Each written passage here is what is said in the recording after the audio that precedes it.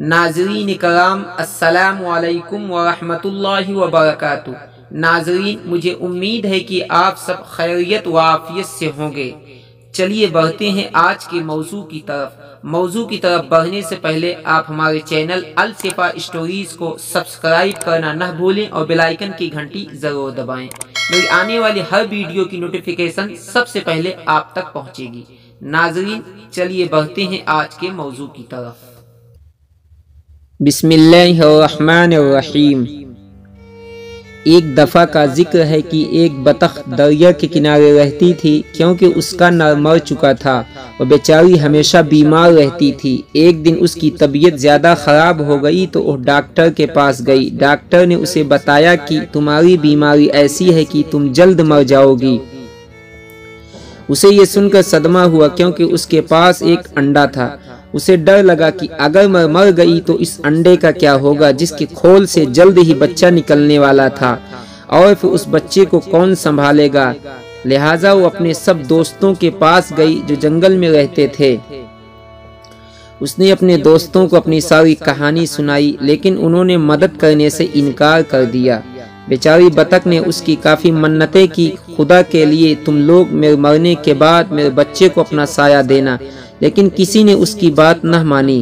بیچاری بطخ بھی کیا کرتی، اس کے ذہن میں خیال آیا کہ کیوں نہ میں اپنے بھائی مرغے کے پاس جاؤں، وہ ضرور میری مدد کرے گا۔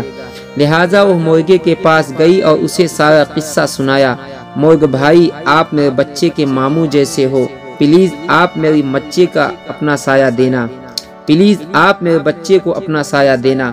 مرغا بولا، میں تمہارے بچے کو رکھ لیتا، لیکن میری بیگم مرغی یہ بات نہیں مانے گی، لہٰذا مجھے بہت افسوس سے کہنا پڑ رہا ہے کہ میں یہ کام نہیں کر سکتا، لہٰذا تم مجھے معاف کر دینا۔ بطخ ادھر سے مایوس ہو کر اپنے گھر واپس گئی اور سوچنا شروع کر دیا کہ اب کیا جائے۔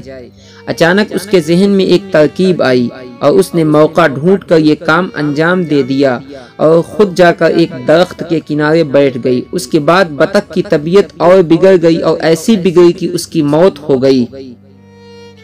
جب مرغی کے بچے انڈوں سے باہر نکلے تو ان میں ایک بطخ کا بچہ بھی تھا۔ مرغ تو سب جان گیا تھا، لیکن اس نے مرغی کو بتانا مناسب نہ سمجھا۔ مرغی نے کافی شور شرابہ کیا اور بولی، میرے بچوں کے ساتھ بطخ کا بچہ نہیں رہے گا۔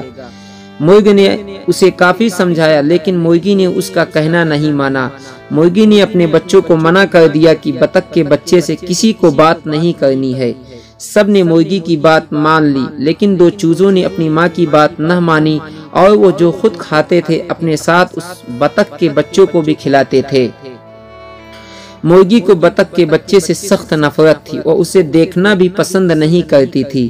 ایک دن مرغی کے ذہن میں خیال آیا کہ ہم سب مل کر دریا کے کنارے گھومنے کو جائیں گے، ہم سب واپس آ جائیں گے اور بطخ کے بچوں کو وہیں چھوڑ آئیں گے، اس طرح سے جان چھوٹ جائے گی۔ وہ لوگ گھومنے کو نکلے، وہاں پہنچتے ہی ایک چوزا دریا کے کنارے چلا گیا اور ڈوبنے لگا۔ یہ دیکھ کر مرغی زور زور سے چیخنے چلانے لگی۔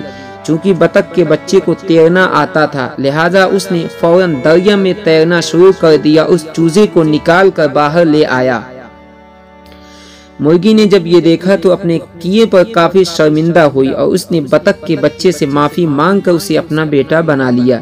اس طرح وہ سب ہنسی خوشی رہنے لگے۔